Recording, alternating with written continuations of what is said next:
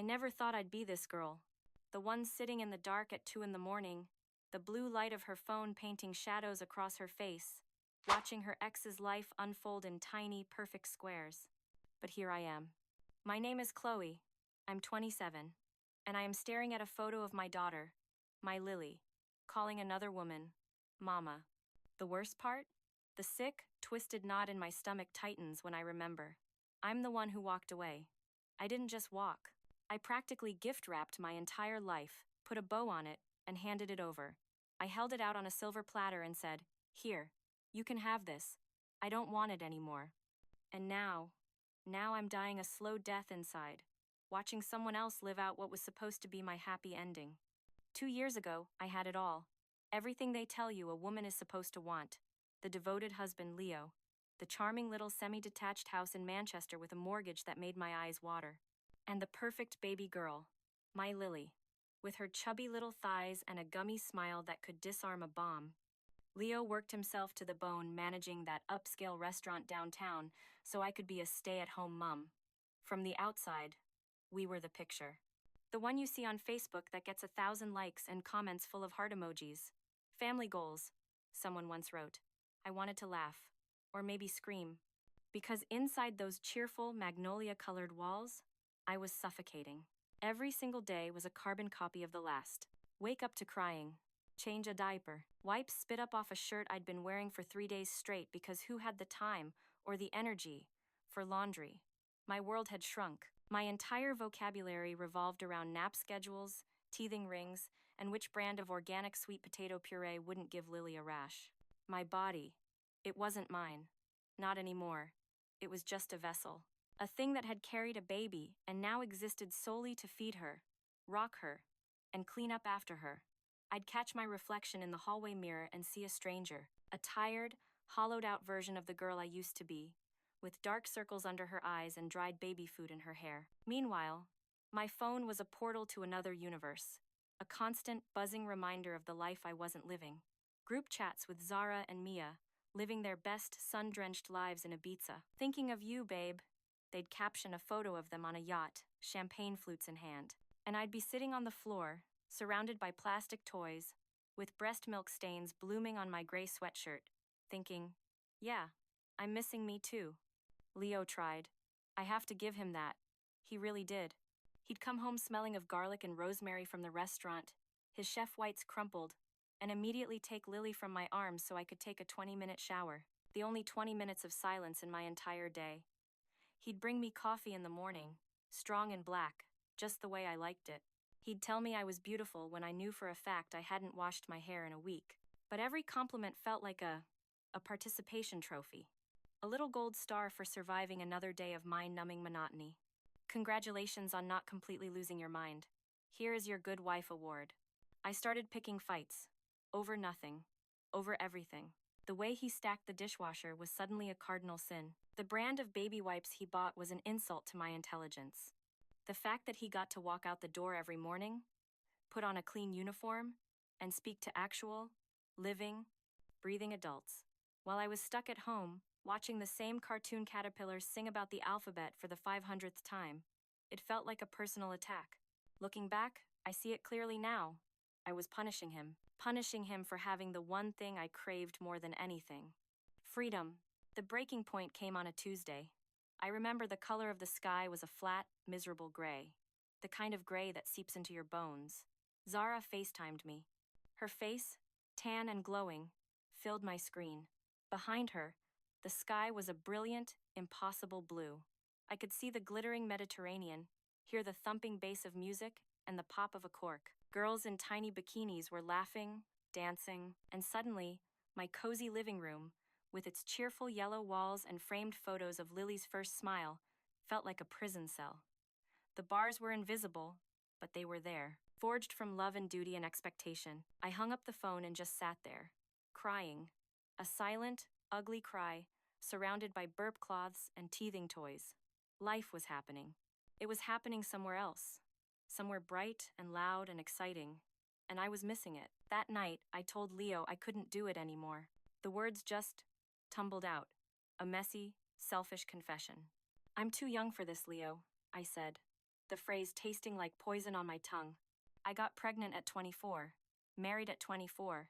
I became a mom at 25. I haven't lived yet. I don't even know who I am outside of being your wife and Lily's mother. He just looked at me. His face, usually so warm and open, was completely blank.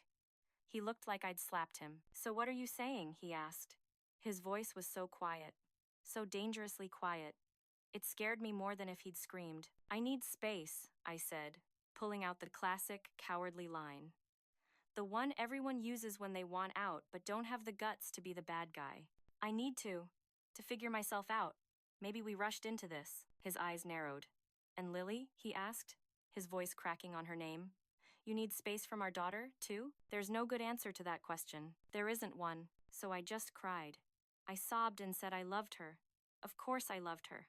But I couldn't be the mother she deserved right now, as if that somehow made it noble. We agreed. No, that's not right. I decided. And Leo, bless his broken heart, accepted. The plan was disgustingly simple. I would move to Ibiza, stay with Zara, find myself.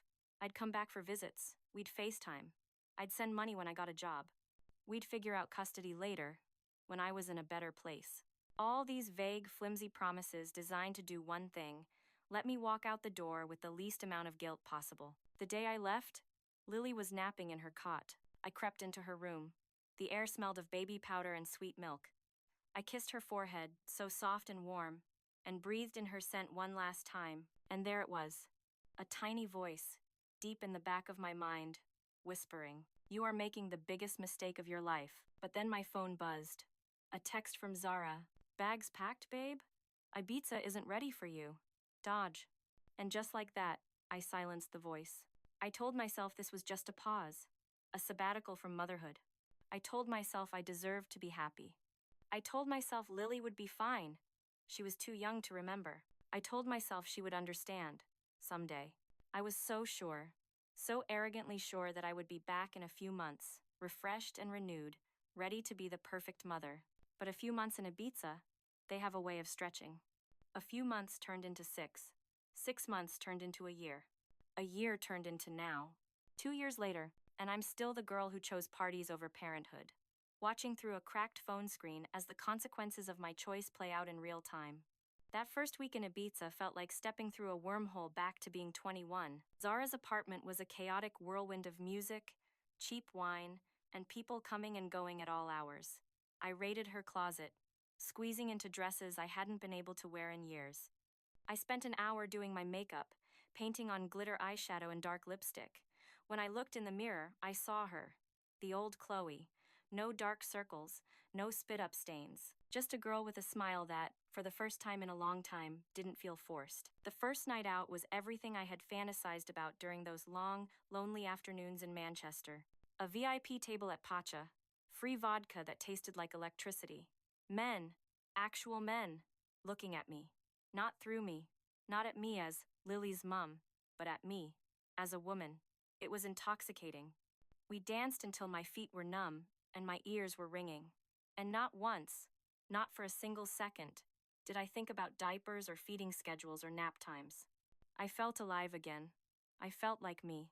The next day, I FaceTimed Leo. I was nursing a brutal hangover, sunglasses hiding my bloodshot eyes, while he held Lily up to the screen. She babbled, showing me a brightly colored block. I made all the right noises. "Wow, baby, that's so clever. Mommy misses you so, so much. I love you, sweet girl." But the truth? The awful, selfish, rotten truth? I was relieved when the call ended.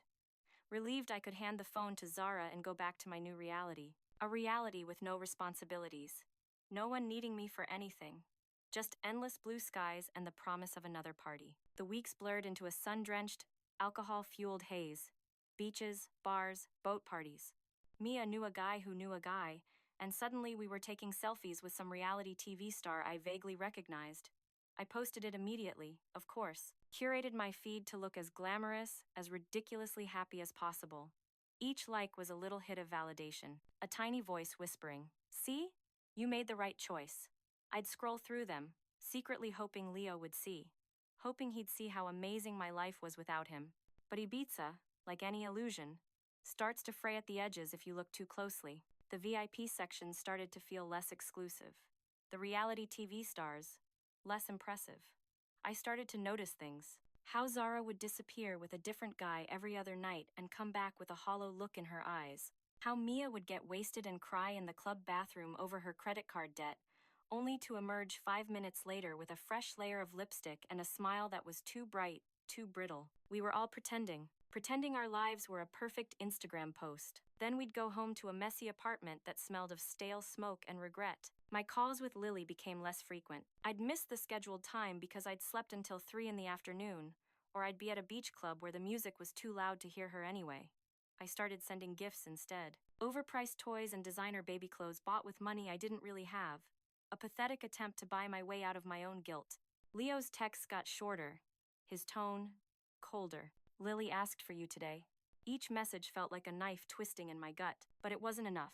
Not enough to make me book a flight home. Then came the night that should have changed everything. We were at some villa party in the hills, the kind that starts at 2 a.m. and bleeds into the sunrise. Someone handed me a drink, then another. The hours dissolved. I woke up on a suede couch that wasn't mine. My head was pounding. My purse was gone. My phone was dead. It took me an hour to walk to a small cafe and charge it. When it finally blinked to life, it was flooded with notifications. 10 missed calls from Leo, a string of frantic texts.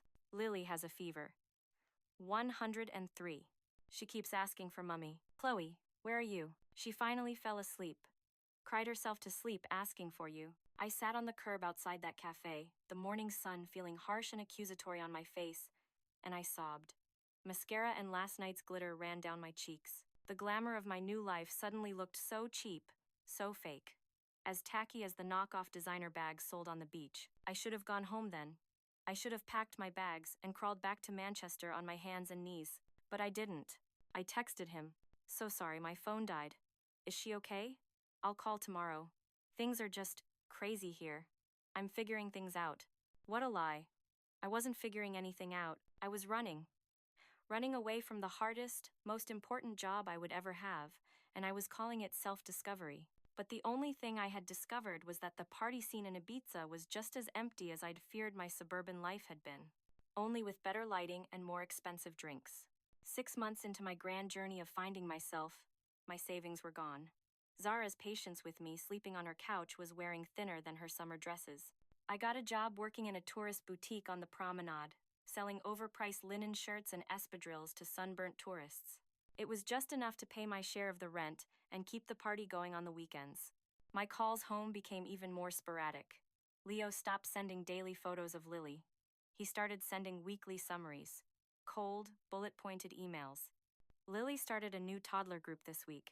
She enjoys the painting station. Had her checkup. Doctor says she's perfectly healthy. It was like she was a project we were managing, not our daughter. That should have been my second wake-up call. Instead, I just felt relieved. He wasn't pressuring me anymore. He wasn't asking when I was coming home.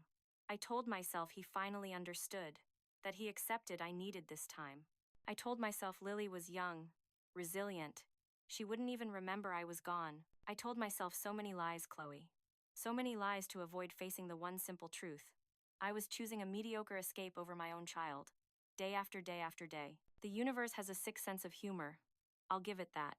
Just when I'd managed to convince myself that I was living some fabulous, independent life, reality came crashing down. It arrived, as most bad news does these days, in the form of an Instagram notification. Leo Vance is in a relationship with Hannah Reid. My heart stopped. I actually felt it stop beating for a second. I'd been home exactly twice in 8 months. 2 pathetic fly-by-night weekend visits where I played the part of fun mom. The mom who brings expensive presents from Spain and doesn't have to deal with tantrums or enforce bedtime. 2 weekends where I'd noticed, with a growing sense of unease, how capable Leo had become. He had Lily's routine down to a science. He knew her favorite foods, which teddy bear she needed to sleep, which song to sing when she was upset. He didn't need me. He'd adapted to single fatherhood with an efficiency that both impressed and terrified me. During my last visit, he'd mentioned a coworker, Hannah, just casual little references. Hannah recommended this great children's book. Hannah knows a good pediatrician near the city center. I hadn't thought anything of it. Just another mum from her toddler group, I'd assumed. I was wrong. So wrong. I clicked on her profile. It was public. Hannah Reed, 24, primary school teacher. Her page was wholesome, painfully wholesome, full of inspirational quotes about child development and pictures of classroom art projects made from toilet paper rolls and glitter. She was pretty, but not in an intimidating way. Curly brown hair, a spray of freckles across her nose, a genuine, toothy smile. The absolute opposite of the contoured, filtered, pouting faces I was surrounded by in Ibiza. Their relationship announcement photo was taken at a park, some autumn festival. Lily was perched on Leo's shoulders, her little hands tangled in his hair. And Hannah was looking up at both of them. Her face was tilted towards them, and the look in her eyes, it was pure, unadulterated adoration. It made my stomach physically hurt. The caption was simple. Sometimes life surprises you with exactly what you need. The comments were a fresh hell. You guys are perfect together. Lily looks so happy. And then the one that shattered me into a million pieces. From one of Leo's friends. Hannah is such a great mom to Lily. With Leo's reply underneath. We're so lucky to have her. I didn't even realize I was crying until a tear splashed onto my phone screen, blurring her perfect, happy face. A stranger, a complete stranger, was being called my daughter's mum. And her actual mother was sitting in a cramped, humid apartment thousands of miles away, watching it all happen like it was some twisted reality show. I called Leo that night. My hands were shaking. My voice was a toxic cocktail of rage and raw fear. You're letting her play mummy to our daughter? I've been gone for what? 5 minutes? And you've already replaced me? His laugh was short, bitter, devoid of any humor. You've been gone for 8 months, Chloe. 8 months. What did you expect me to do? Put my life, put our daughter's life, on hold indefinitely while you find yourself in Ibiza? He took a breath. Lily needs stability. She needs someone who is going to be there. Every single day. Not just when it's convenient between beach parties. She has a mother, I seethed, my voice rising. Me? I'm her mother. His response came back, quiet and deadly. Are you?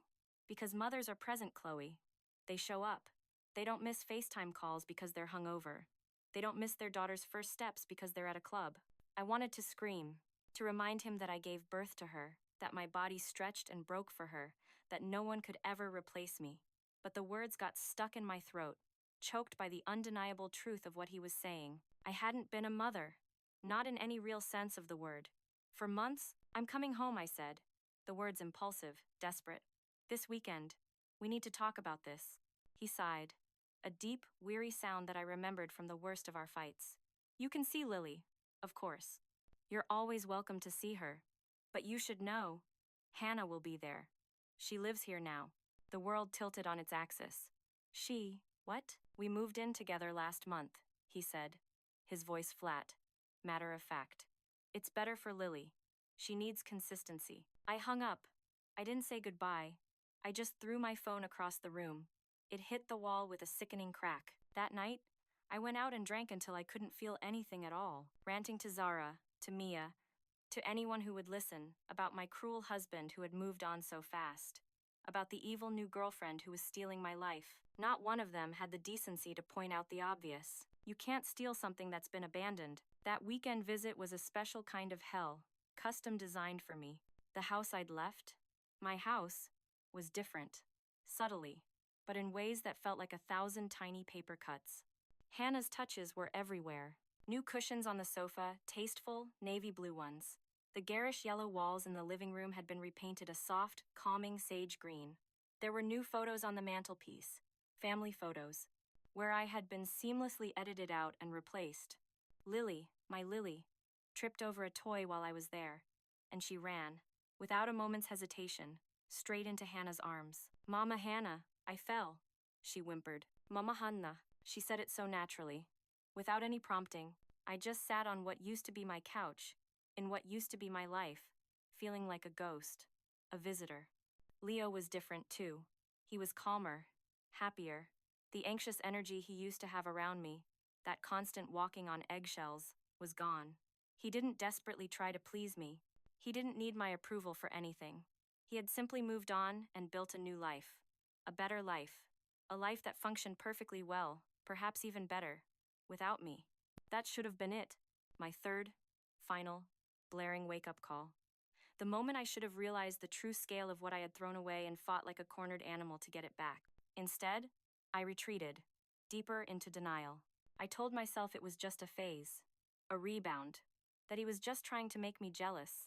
I flew back to Ibiza and doubled down on the party girl act. I posted more photos, more stories. Look how much fun I'm having. Look at my amazing, carefree life, a desperate, pathetic performance for an audience of one. But inside, something had broken.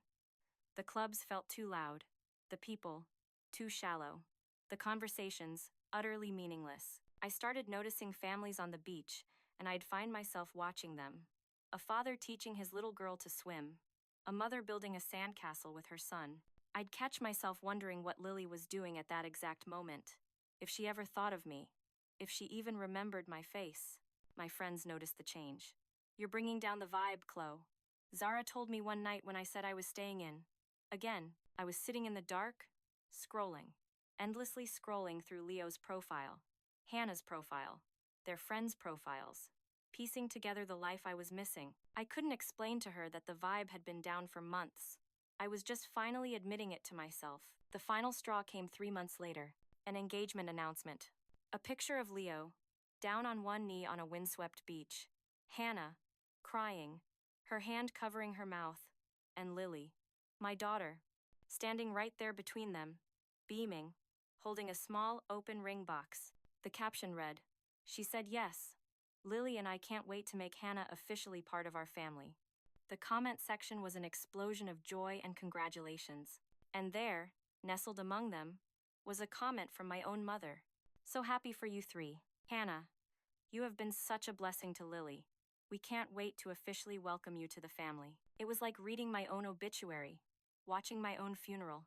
Everyone I loved, celebrating as my part in the story, was completely erased. I called my mom, blind with rage. "How could you?" I screamed into the phone, tears streaming down my face. "She is not Lily's mother. I am." There was a long, heavy silence on the other end of the line. When my mom finally spoke, her voice was gentle, but firm, unwavering. "Honey, Hannah has been there, every day. For the past year, she takes Lily to her doctor's appointments. She helps her learn her colors. She's the one who comforts her when she has a nightmare." "What would you call that, if not mothering?" "I would call it stepping into a role that isn't hers to fill," I snapped. My mom sighed, a sound heavy with a sorrow I was only just beginning to understand. "The role was empty, Chloe. You left it vacant. Did you expect your daughter to go without a mother just because you decided you weren't ready to be one?" Her words hit me like a physical blow. For the first time, there was no one else to blame. No narrative I could twist to make myself the victim. I chose to leave. I chose to stay away. I chose every single thing that led to this moment. "I made a mistake," I whispered, the fight finally draining out of me. The words were small, fragile. I thought I could have both. My freedom and my family waiting for me whenever I was ready. "Life doesn't work that way, sweetie," my mom said softly. "Choices have consequences. People move on. Children grow up." After that call, something inside me shattered. The fantasy I'd been clinging to that I could waltz back in whenever I wanted and reclaim my life crumbled into dust. I looked around the dingy Ibiza apartment, at the dead-end job, at the fair weather friends who only wanted the fun version of me. What, exactly, had I gained in exchange for everything I had lost? I tried one last desperate move. I flew home unannounced. I showed up at my old house, armed with Lily's favorite cartoon character toys and a rehearsed speech about how I was ready now, how I'd made a mistake, how I wanted to come home. But the family that answered the door wasn't my family anymore. Lily hid behind Hannah's legs, suddenly shy and wary of the woman who had given birth to her. Leo stood in the doorway, his arms crossed. He wasn't angry anymore, he just looked tired, so incredibly tired of me. "You can't keep doing this, Chloe," he told me quietly, while Lily and Hannah played on the living room floor behind him. "You can't just drop in and out of her life whenever you feel a pang of guilt. It confuses her. It hurts her." "I'm her mother," I said. The words sounded hollow, even to my own ears. "Biology doesn't make you a mother," he replied, his voice sad but resolute. "Being there does. And you haven't been there." He showed me the papers. Custody papers. already drawn up by a solicitor, giving him primary physical custody. I'd have supervised visitation rights. Every other weekend. No overnight stays until I could prove stability. "You're taking my daughter away from me?" I asked, my voice trembling with disbelief. His laugh was just a sad, empty sound. "Chloe, you gave her away. I'm just making it official so she has the security she deserves." I wanted to fight, to scream, to claw and demand what was rightfully mine. But then I looked past him, into the warm, bright living room. I saw Lily laughing, her head thrown back, as Hannah made a silly face at her. She was so happy, so completely, utterly content and secure in that woman's presence. What kind of mother would I be to tear that apart, just to soothe my own ego? I signed the papers. It was the first truly selfless thing I had done for my daughter since the day I left her. That was 6 months ago. Now I'm back in Manchester. I live in a small, soulless apartment with a view of a brick wall. I work an office job I hate, inputting data into spreadsheets until my eyes blur. This is stability. I see Lily every other Saturday. For 4 hours. At a park or a soft play center. Carefully orchestrated playdates where Hannah is always present. The stability figure, the court calls her. My daughter is polite to me. Distant. Like I'm a well-meaning aunt she doesn't know very well. Not the woman who carried her for 9 months. She brings me drawings she made with Mama Hannah. The wedding was last month. I wasn't invited. Of course not. My mom sent me a few pictures, probably against her better judgment. Emma was the flower girl. She was beaming, a vision in a tiny white dress that matched Hannah's. There's one photo that haunts my nights. It keeps me awake, staring at the ceiling. It's a picture of Lily looking up at Hannah, her face filled with absolute adoration, as Hannah adjusts a crown of flowers in her hair. They are both laughing, sharing a secret, a moment of pure joy that I will never be a part of. They're trying for another baby. Leo posted about it. A casual, happy status update. Their friends flooded the comments with excitement. Lily will be the best big sister. No one mentions she already has a mother who failed her so spectacularly. That part of the story has been neatly edited out, replaced by the fairy tale of Leo and Hannah and their perfect, growing family. Sometimes, when the loneliness is a physical weight in my chest, I drive by their house, my old house. I park across the street and sit in my car, watching the lights go on and the shadows move behind the curtains. I imagine what they're doing.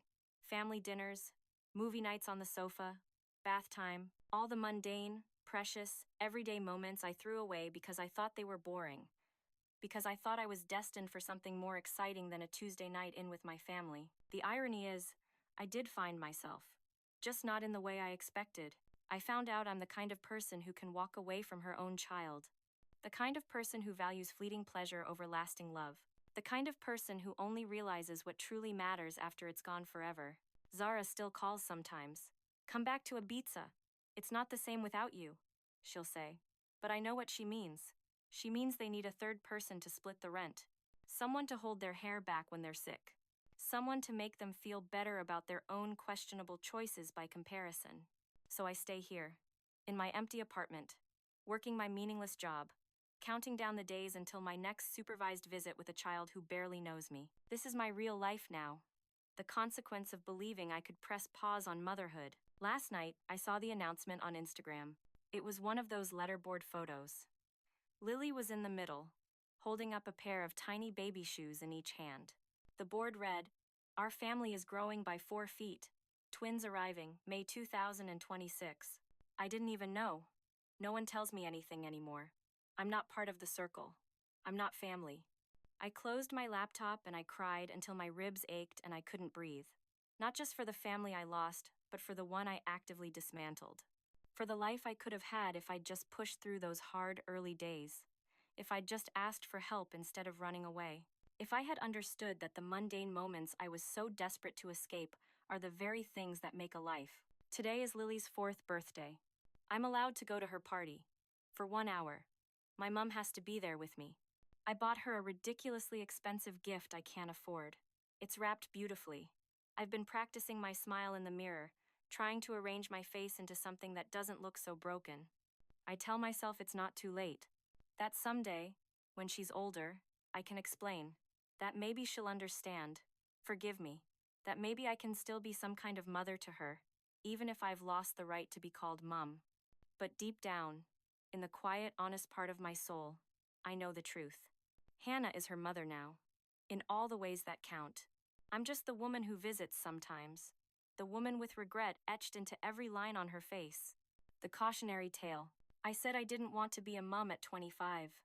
Now I'm 27, and the only thing in the world I want is what I threw away. A chance to watch my daughter grow up, to be the one she runs to when she falls, to be part of the everyday moments I once thought were so suffocating. Instead, I watch from the sidelines. I watch another woman live my life, love my child, build the family I could have had. And the worst part, the part that truly guts me, is that she does it better than I ever did. She appreciates what I discarded. She treasures what I took for granted. And that is my legacy. So here I sit, alone in my apartment, scrolling through their perfect family photos, wondering how different everything would be if I'd just stayed. If I had understood that freedom isn't found in a nightclub in Ibiza. True freedom is the choice to commit, to love, to show up, especially when it's hard. I made my choice. And now Leo, and Lily, and Hannah are living with the result. And so am I.